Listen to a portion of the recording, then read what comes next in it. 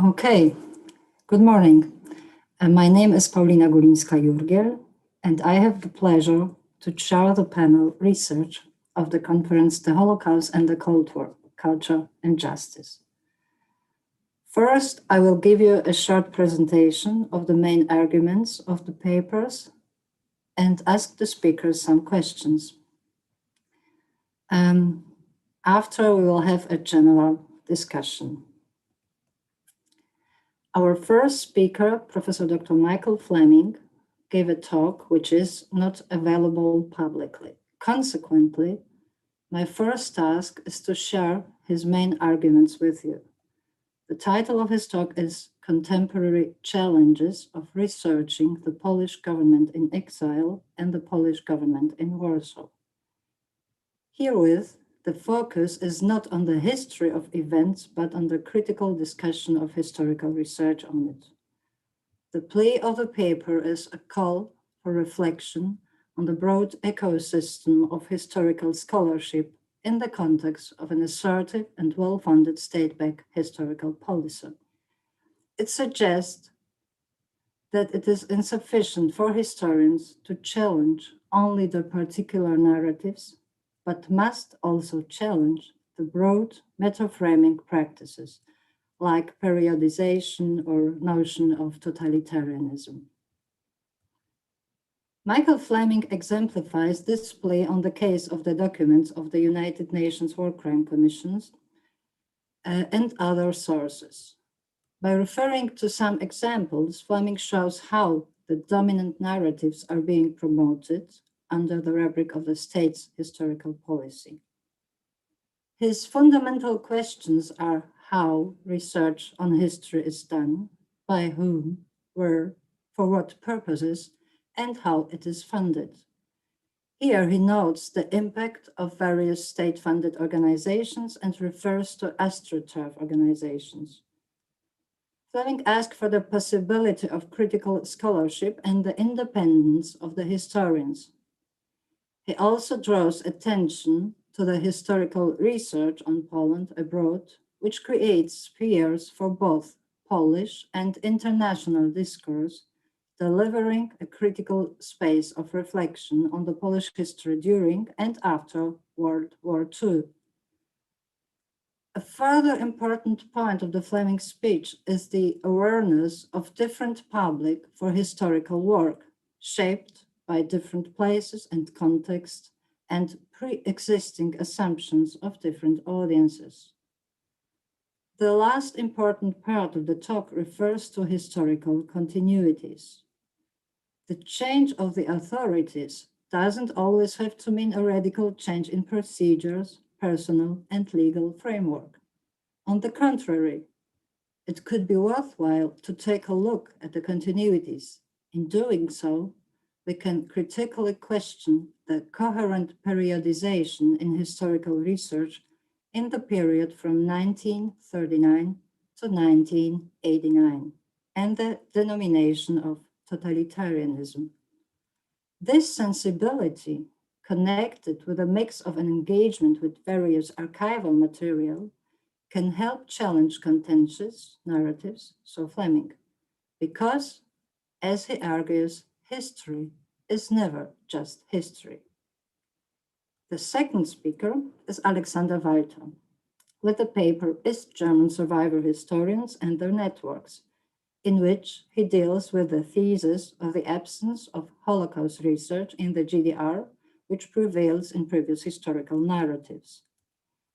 Based on the example on the German Jewish historian Helmut Eschwege, he argued that Holocaust research did exist in East Germany and that he should be seen as one representative of a network of Holocaust historians who often depended on each other.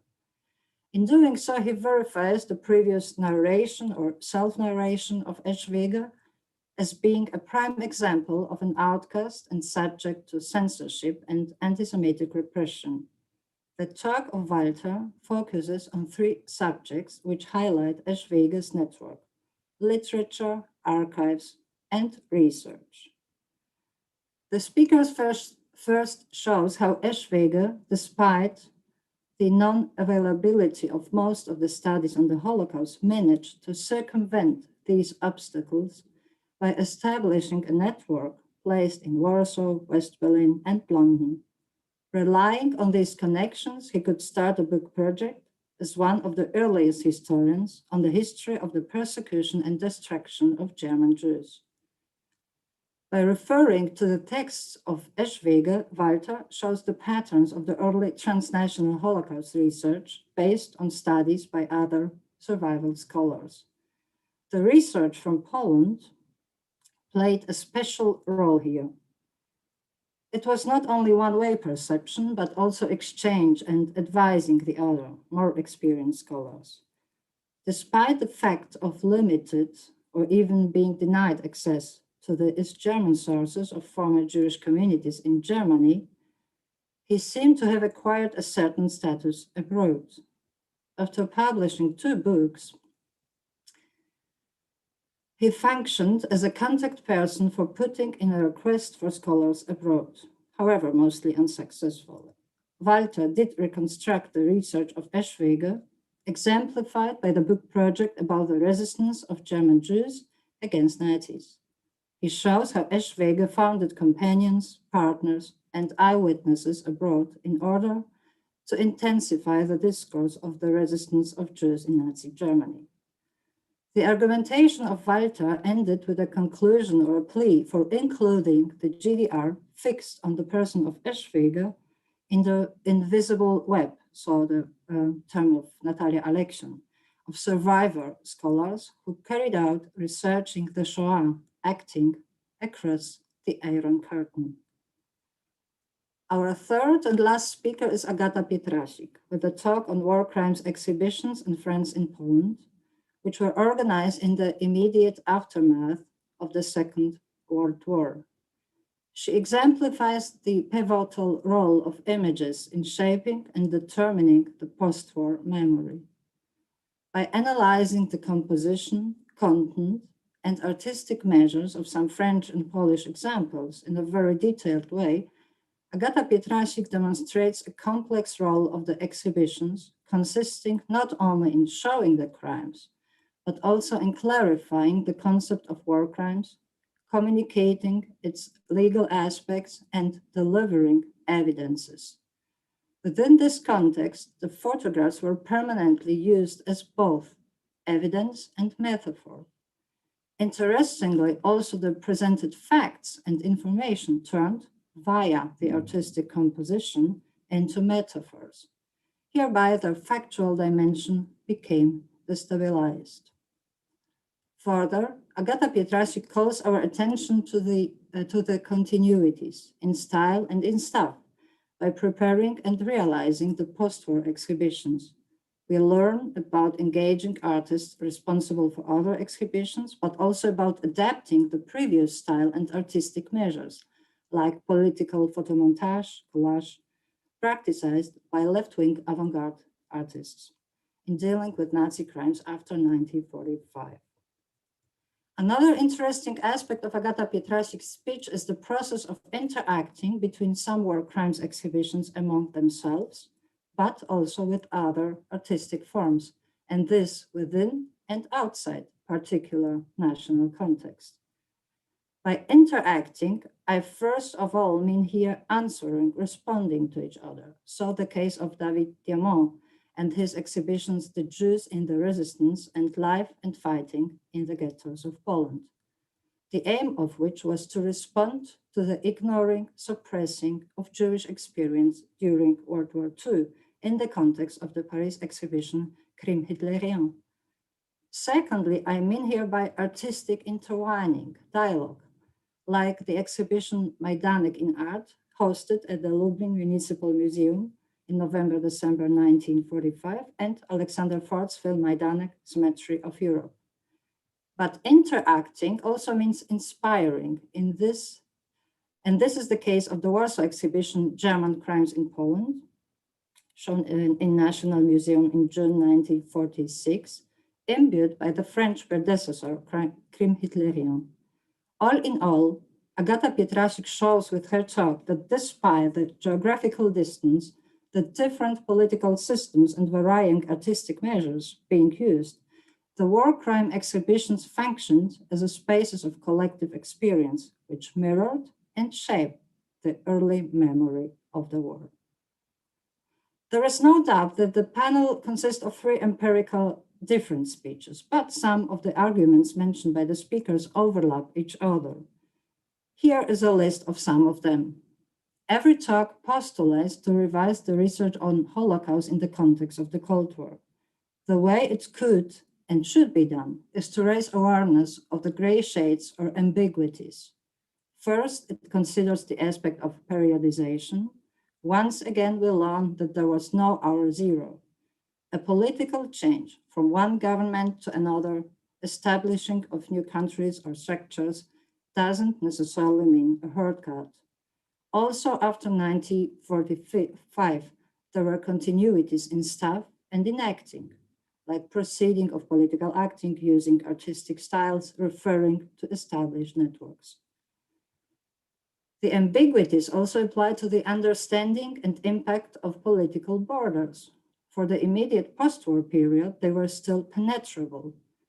There were not only political correct directives, but inspirations coming from different countries and political systems of rule, but also artistic inspirations provoking specific forms of debating the war crimes. Even later, within the era of political consolidation, it is the Cold War period, the boundaries and confrontation didn't eliminate the possibilities of exchange between researchers across the borders. It was still, even if limited, trans and international dialogue. Finally, we can see that some mechanism of dealing with the historical facts, here especially illustrated by suppressing or ignoring the exceptionality of the Jewish experience of the war, was not only a specific communist narrative, but this mechanism appeared both in other Western European countries after 1945 and also long after the fall of the communist system of rule. Being or becoming aware of these facts can help us to avoid the trap of simplifications in dealing with the history of the Cold War and the Holocaust. The instruments are manifold and have been presented by our speakers, like confronting different sources, putting the analysis in specific historical context, and challenging the master narratives. It is my part. Before we start a general discussion, I would like to ask some questions to our speakers in order to deep or to broaden their arguments. And then it will be your turn. My first question goes to Michael.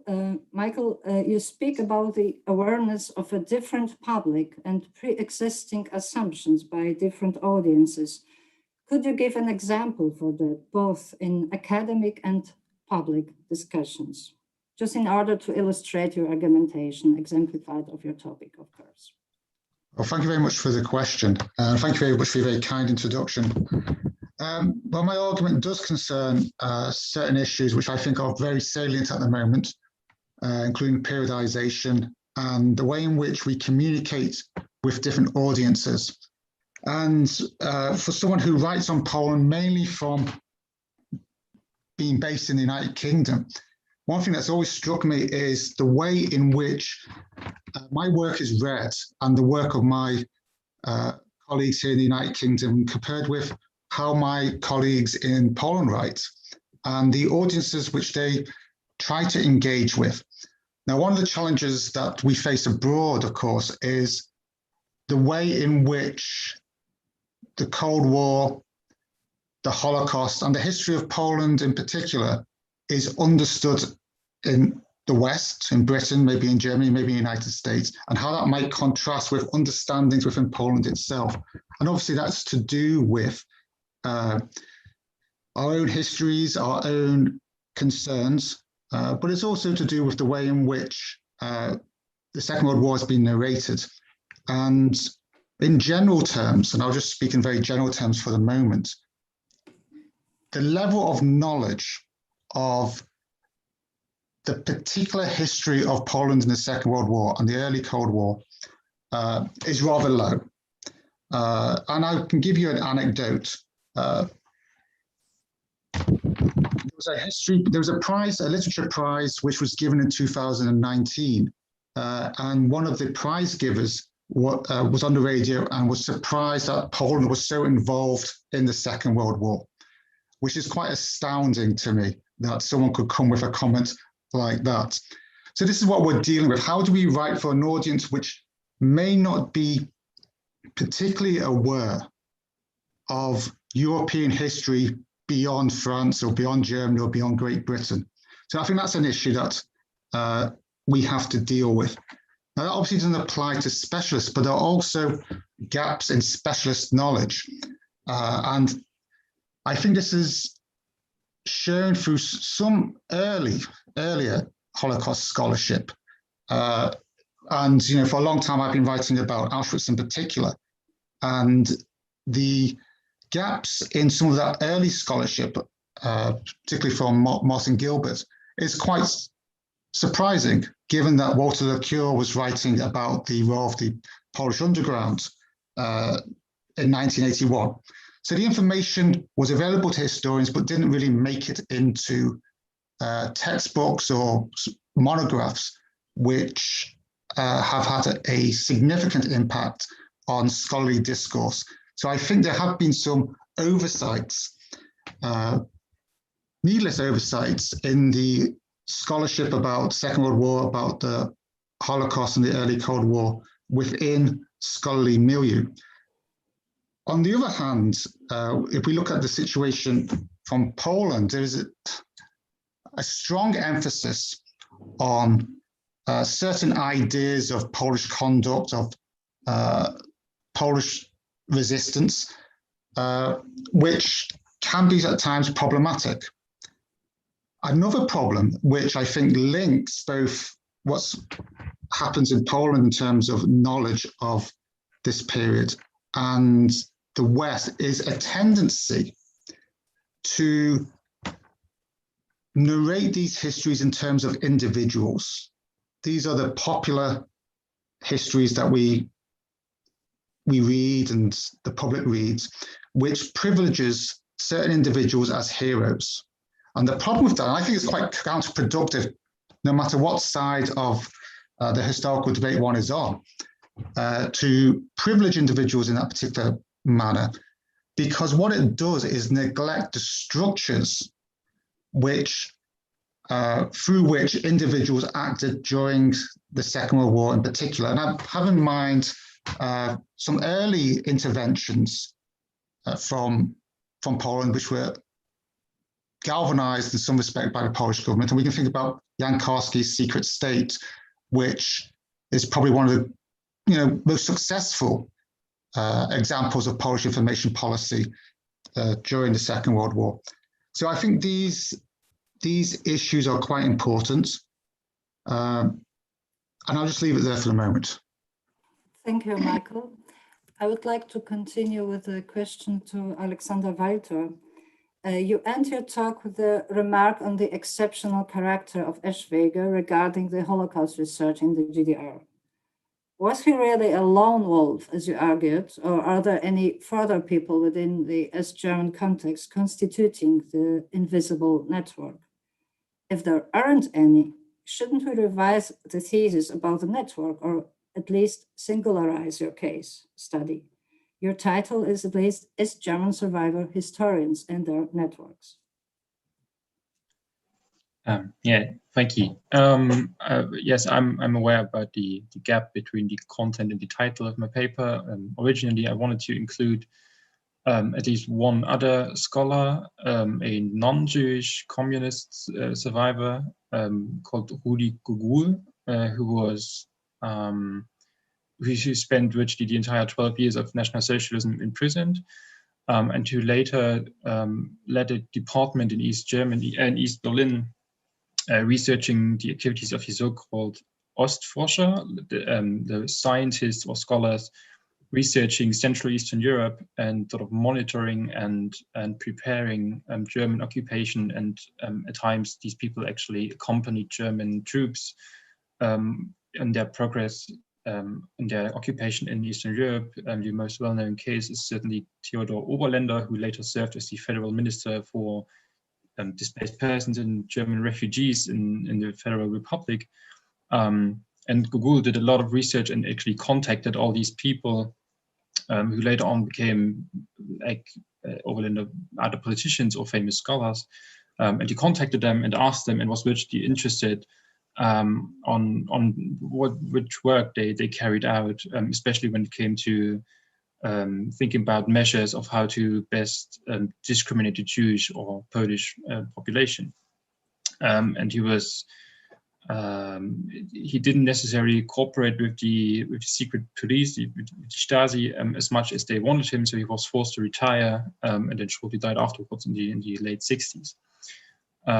But yeah, when it comes to Eschwege, he's sort of, I would say he was a bit more integrated and not necessarily this lone wolf as he liked to depict it himself in his autobiography.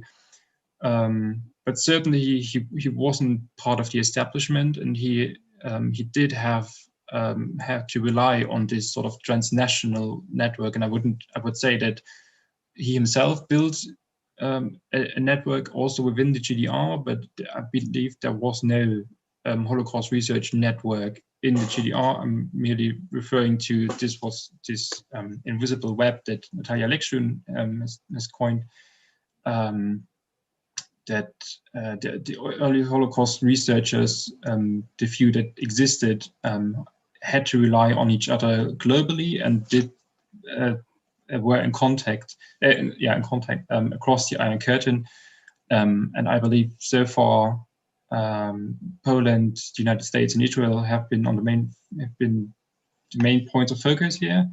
But I think Eschwege sort of should be considered as a, if small, but still a knot in this web.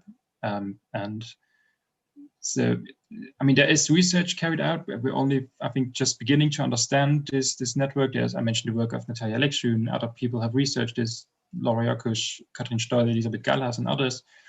But East Germany hasn't really featured in there, maybe so far. Thank you very much.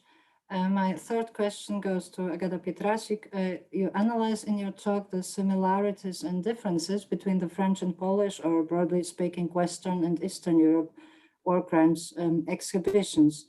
I'd like to broaden the perspective and first ask about the preparing process. Can we speak about any specifics resulting from the political or economic differences? And secondly, what about the perception? Could you find any particular national features, or can you diagnose general European dynamics? Thank you very much for your question and for introducing the paper in such a generous way. Yes, when it comes to organization, well, there were certainly some similarities and differences. So the main similarity is that it seems that the organization of the exhibitions was in most of the cases connected to the local works of war crimes investigations, organizations that were set up to investigate the war crimes. And this is also how the exhibitions organizers would procure images and objects that they found important to display in those exhibitions. However, of course, the work of those organizations was very different, and the situation was very different in France and in Poland. In Poland, at that time, the exhibition happened in the aftermath of the liberation of concentration camps. So especially the documents, images made at the liberation of Majdanek played a very prominent role, whereas those concentration camps are hardly mentioned or not very represented in the case of the French exhibitions, where different events are being given stronger visibility.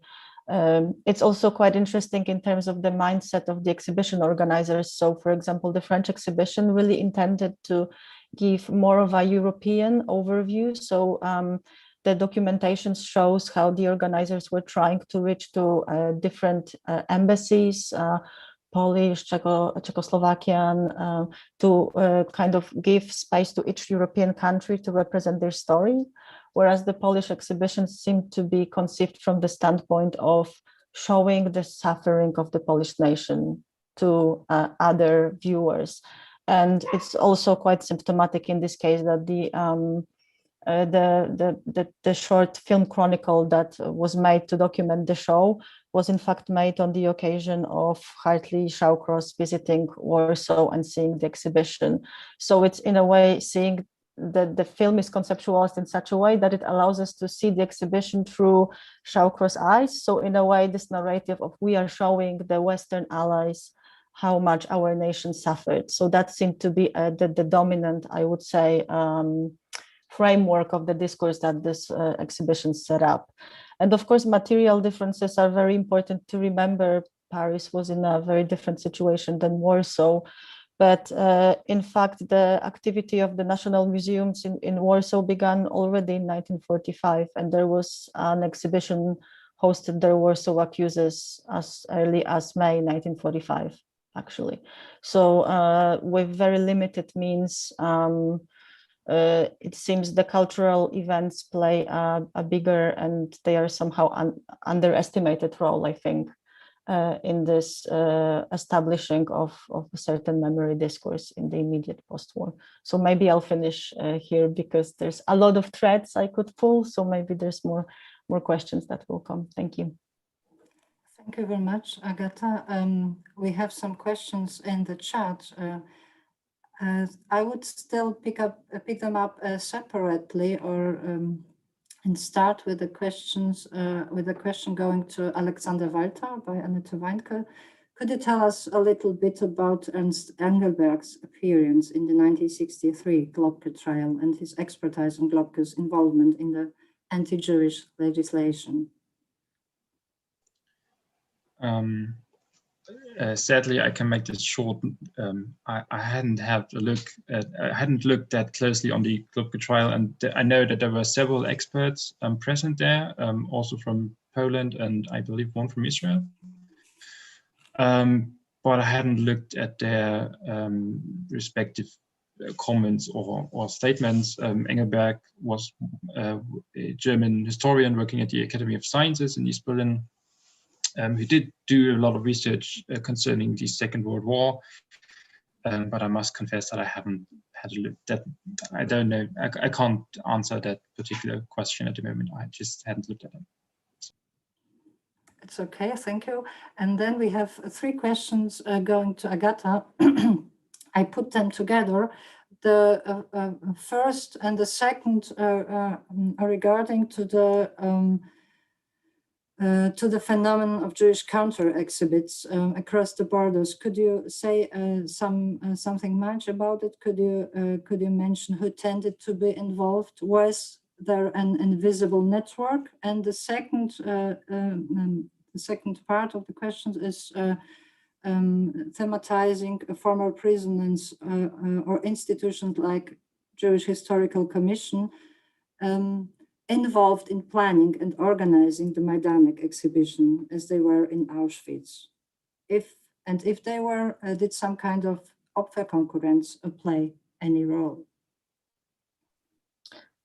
Thank you. So when it comes to the counter exhibitions, they seem to be much more ephemeral and less documented than those bigger events. So this is some kind of obstacle in really reconstructing them. However, it seems to be it was a combination of personal initiative and some small institutional support, like in the case of David Diamond. But in the case of Poland, I think the Jewish Historical Commission provided also some platform for organizing exhibitions, for example, of Jewish artists who perished in the Holocaust. That was one of the touring exhibitions. They also were involved in organizing of the exhibition in Warsaw. However, it is still not clear to me what was exactly the nature of their involvement. I know they are listed as the organizers, but I have not established yet what materials they provided and what the organizers of the exhibition did with them. They were also contacted by the representatives of French Ministry of Information to provide the materials for the French exhibitions. So it seems they were a really important institution that was dealing with different interested parties. However, I'm not sure to what extent they had any kind of agency to propose their own version of depicting certain things. So I'm not sure if that answers all of those questions, but. Thank you. We have further questions to Agata, but maybe I would like to ask one question to Michael. Once again, to contextualize your talk, you pled for broad meta-framing practices regarding to periodization or notion of totalitarianism. Could you suggest any specific perspectives or chronologies for the academic research? How essential is this postulate? One thing that we can be certain of is that periodization, the way we periodize history, is a pillar in the argument that we want to make. And my concern is by not thinking critically about the periodization which is being encouraged by various state-backed organizations, which they justify in terms of a notion of totalitarianism, we are weakening the arguments that we may wish to make. And so we need to be a bit more critical about the justifications that we use when we think about periodization. So in relation to today's conference title, Cold War, if we think about the Cold War, what kind of periodization are we really thinking about? There is an argument that the Cold War, from the perspective of the Polish government in exile, started in 1943 with the Soviet-Polish break. That's an argument. We can think about different periodizations within the history of post-war Poland as well. These are quite standard: period of Stalinization, the thaw, etc., etc. Now, the bigger question, which I'm interested in, is the use of the term totalitarianism. And often that's used in its noun form or in an adjective form of totalitarian. And it may be better to think of it in its verbal form or as a present participle, that is totalitarianizing as a process. And so I think we've got to guard against, depending on your theoretical background, reification, fetishization, hypostatization, those things which make a notion into a thing. This thingification, I think, is a bedrock of scholarly complacency. And we need to contest that. It lets in all kinds of assumptions into people's scholarship and work. And this is not only a question for scholars, it's also about how we engage the wider public in debates about the Holocaust, the Cold War, and so on.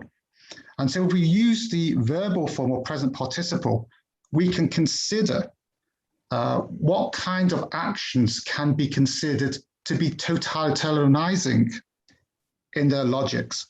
So for example, what does the process of totalitarianization look like? Would it include, for example, assaults on independent media? Would it include assaults on an independent judiciary? Would it include discrimination against minority groups and saying that certain places are free of those minority groups? And if we look at what we know about the Holocaust and parts of the Cold War, we may come to a positive conclusion that they do indeed represent, on some level, a totalitarianizing logic. Now, that's an argument, but if we look at this history, we can think about that history in a more processual rather than in a thinkification manner. So I hope that answers your question. Thank you very much. We have one more specific question to you, following up to your comments. Could you comment on the circumstances of Holocaust scholarship or lack thereof among Polish historians in exile during Cold War? Not really, is the honest answer.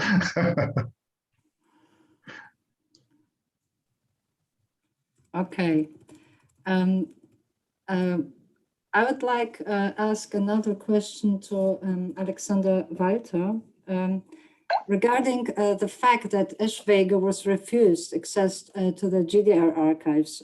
Is it possible to reconstruct the reasons for the refusal? Are they only political, or could we speak about pragmatic acting? For example, in the case of Polish archives, and the refusal of the West German requests, there were not only political reasons, but also chaos in the Polish archives caused the rejections. Broadly speaking, is it possible to depoliticize the research on the Holocaust within the context of the Cold War, or at least to consider the role of other factors? Yes, there were certainly pragmatic reasons, but they were also influenced, I believe, by political ones. Generally speaking, East German archives devoted, or archivists devoted very little time to researching or to going through the files that refer to Jewish history or to the Jewish communities, because mostly the focus was on researching the workers' movement or the German classics and later Prussia, but not so much the Jewish minority. There was also chaos in the East German archives, like starting in the late 50s, and especially during the propaganda campaign in the early 60s. The secret police, Stasi, and the prosecution, the state prosecution, initiated several trips of their members to under East Central European states or socialist states, going into the archives and looking for files concerning National Socialism and German occupation, but mostly they were looking for names of West German politicians or Nazi perpetrators living in West Germany. And during these trips, they photocopied or took pictures of enormous amounts of files, and they accumulated quite a heap of material, but they never actually managed to work it through. So they never actually made use of it. But they were quite active when they thought they could gain something politically. There's just one quick anecdote that I think illustrates that properly. There's the case of Serge and Beate Klaasfeld, who became mostly famous for hunting down Klaus Barbie and other Nazi perpetrators, and Beate Klaasfeld then for slapping the then West German Chancellor Kurt-Georg Kiesinger. When they were preparing their case against Kiesinger, they write in the memoir that they made several trips to East Berlin, and Serge Klaasfeld describes how he was greeted by an official of the GDR's Foreign Office, telling them that the GDR and the party supported their case and their actions, and then he was handed over several files containing information on Kiesinger. And of course, this was something that Eschwege could only dream of. So if it was clear for the party that they could gain that there was some politically token to gain, they were quite happy to offer this access. Thank you, Alexander. There is one more question to Agata regarding to the nationalization of the Polish exhibitions with the aspect of stressing Polish suffering. And the question is, what about the exhibitions in France and other countries? How did they present specific Jewish suffering? Well, the French exhibition, it did have a small room dedicated to the Jewish suffering during the war. but it was rather, I would say, small compared to other sections of the exhibition, and it definitely was, the framework was mainly the national framework of the resistance and kind of projecting this idea through the whole, I would say, of society, and maybe the things that were already mentioned in the previous panel, reflecting on how the relationship to how the memory culture was shaped in France in the early, in the late 40s. And so, yes, those exhibitions generally did not reflect in any, I would say, extraordinary way the Jewish suffering. And it's quite interesting, though, also brings me back to the panel we had earlier, these questions of presence in absence. And I think this is something that is very interesting when we look at them. For example, there was another case of an exhibition in Vienna, which I did not include in my talk, but it very clearly spoke of this idea of Austria as the first victim of Nazi Germany, and completely not mentioning any complicity at all. So they were very interesting instrument to create a particular image. And I think also Professor Fulbrook yesterday spoke about this disappearance of complicity. And I think this is really happening in those exhibitions on a very, I would say, literal, basically very literal level. And that's why they're such fascinating objects to study. And I'm sorry, I also didn't answer the last question about the Opferkonkurrenz. So I think that definitely we can see some similar dynamics, and I think it's just it's a very complicated question, because I think it was a bit different in different countries due to the specific, I would say, specific circumstances. In Poland, definitely it was connected to legitimizing the Soviet rule in Poland. So the idea of creating a very strong sense of Polish victimhood was somehow, I think, politically useful for the idea then of creating Soviets as the liberators from that kind of victimhood position. So I think it was not so much maybe the idea of competing for suffering, but just obscuring the presence of Jews. So like in Ford's film Majdanek, we see a Jewish Dutch survivor, and clearly from his experience we know that he is a Jewish survivor, but he is only credited as a Dutch man in the film. So this is the kind of level of making the presence of Jewish survival invisible, counting all the Jews as all the Polish Jews as simply Poles, and so on. Agata, one more aspect to you. Did exhibitions adjust when traveling? Yes, they did, and that was partly, I would say, pragmatic move, and partly direct about targeting specific audience. So usually they had they focused more on the images where they traveled. The objects were more difficult to transport. So there was more focus on the photographic depictions, and I think it's probably easiest to trace in the case of the French exhibition traveling to London, because it's very well documented. But I would say that the content of the show was also adjusted for the British audience in this case, which did not have a direct experience of occupation. So it was slightly shifted. I mean, it's maybe there's not time now to discuss it in detail, but yes, it was adjusted. Okay. Thank you very much. Alexander Walther, your turn. Would you say the East German historiography on the Holocaust was less elaborated than that of the other East European countries? Well, yes, in a way it was, because there was no, if we think of the sort of established historians or historical milieu, there certainly was a lack of research directed at the Holocaust as an event, because mostly these people just understood history differently, because they tackled it with a Marxist understanding, and so they were less interested in one particular group of victims or persecuted people, but they wanted to understand the broader picture and the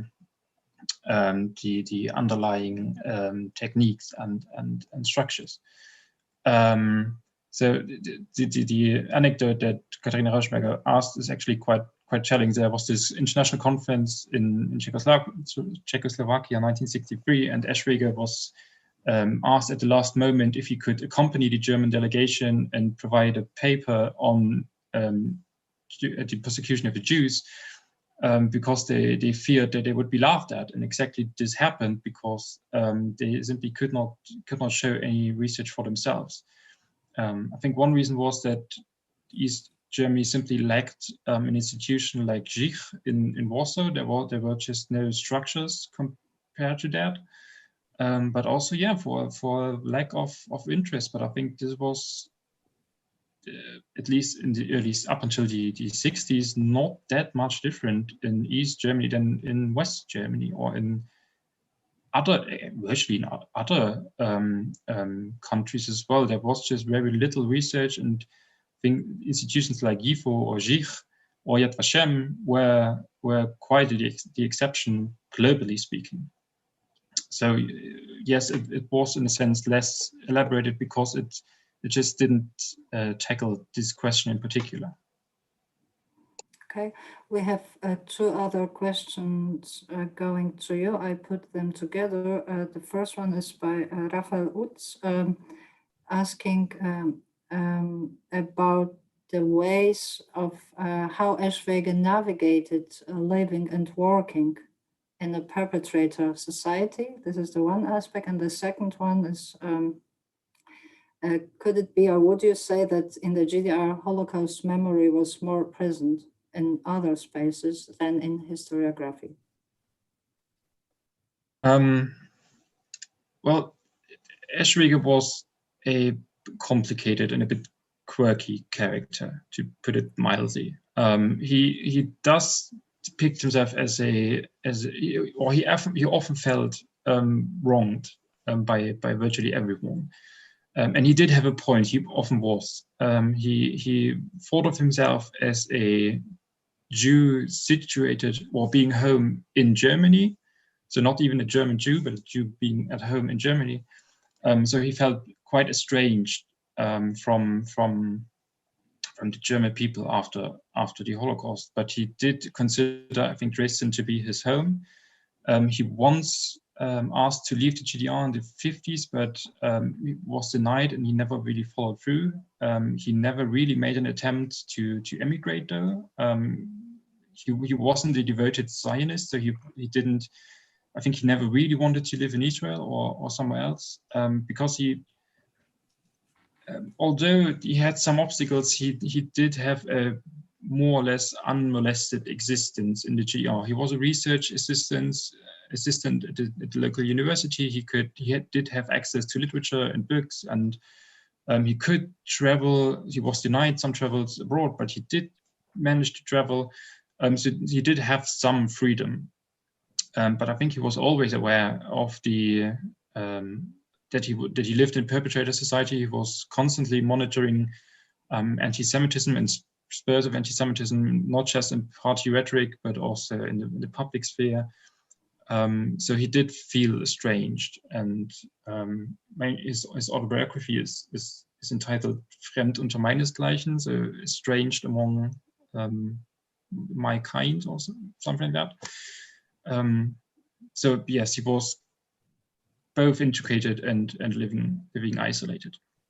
And the second question, yes, it was much more present in literature, especially in literature, but there were, I think there were niches in several several areas. There was music. There was Gulińska-Jurgiel, who a Dutch Jewish singer who did promote Holocaust memory in music. There were some scholars, some artists. There were some writers.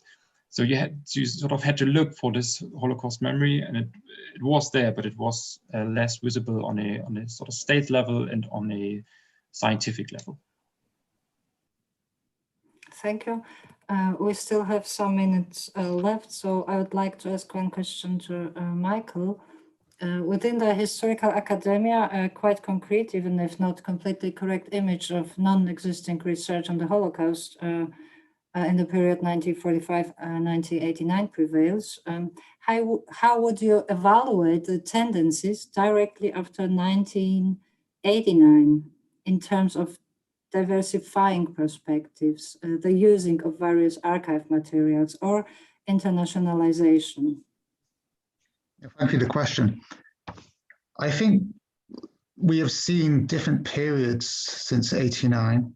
The end of the '80s, we've got the very famous and important essay by Jan Błąski. Through the 1990s, we see serious scholars engaging with the issue of the Holocaust.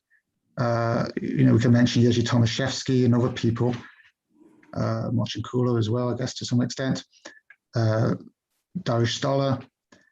And, we saw a significant reckoning with the Jedwabne debates. All through this period, there's been a stream, sometimes more significant than other times, of reaction or backlash. And that stream is now in the ascendancy.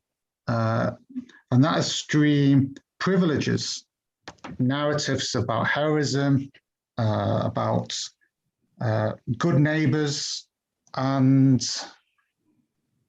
frames the attention which has been given to the reality of neighbors acting in bad ways and sometimes murderous ways as a narrative of shame. And that particular narrative is unhelpful, and it's distorting the historical record.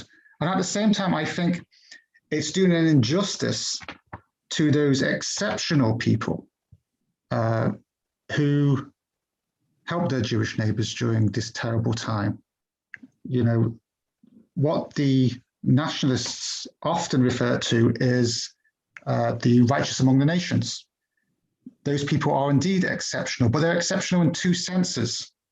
They're exceptional in the sense that they were different, and they are exceptional in the sense that there aren't that many of them in the grand scheme of themes. If you look at the statistics, and obviously we can have a debate about the statistics, and there is a long, ongoing debate about the scale of assistance or the scale of involvement in, shall we just say, bad acts. We can look at this as these people being particularly exceptional. So I think that's important. Now, in terms of internationalization and archives, I think there's been a great deal of progress. A lot of new archive material has been made available since, I think, around 2016, 2017, when we've gained access to the United Nations War Crimes Commission files. And these are a very important source to consider some of the questions which this conference is concerned with. We can think about war crimes, the type of acts which are considered to be war crimes and which were charged and indictments leveled, which were then ultimately tried in domestic courts or formed the bedrock for subsequent trials in other international arenas. We can also think about the type of crimes which are included in those files. And there are some very interesting files relating to gender and sexual-based violence, which is a topic which obviously needs a lot more attention if we're going to be talking about war crimes. And then there's, of course, files related to the very interesting issue, I should say interesting, of collaboration. And those are very important if we want to get a grip on the way in which collaboration was understood during and just after the Second World War. So I'll finish there. Thank you. Thank you, Michael. I would like to use the very last 5 minutes to ask Agata the last question. You concentrate on the directly post-war exhibitions, but can you give us a look on the later, after post-war period? Could you or can you mention any differences between the earlier and later exhibitions, like in treating the exceptionality of the Jewish experience? Did you notice any aspects of political instrumentalization, the ending of artistic freedom, the breaking of transnational networks and communication processes? Thank you. Yes, I think there is definitely a period, I would say, in the immediate post-war moment where we see a lot of those exhibitions and cultural events, and then it slowly begins to fade, I would say, in the 50s and 60s, and or it is more a very kind of, I would say, ritualistic repetition of certain kind of discourse that is already established. And then we see a real boom in terms of exhibition history and museum studies post 89 or in the 90s and early 2000, and that's something that we see also in Western Europe due to maybe different reasons, because it's more connected to the interest in memory studies and different conceptualization of the Holocaust, and we see Jewish museums being established in different cities that tell the story of Holocaust. And I think right now there is a lot of debates about specific aesthetic measures and forms that are suitable for representation of this experience. And maybe for now it's not enough time to address those questions, but I think it's quite fascinating to think that those debates actually have this genealogy in this earlier post-war moment, that maybe even if it's not something that is conscious and on the table, so to speak, it does still exist as a kind of precursor to current exhibitions. So yes, that's a very general way, but given maybe the little time we have, it's better not to go into too many details. Thank you very much, Agata. I would like, we are good in time. And I would like to thank you to the speakers for your talks, for your discussion. I would like to thank the participants for the question you asked. We have a 15 minutes break and see each other 11:30 to the third panel, Literatures. Thank you very much.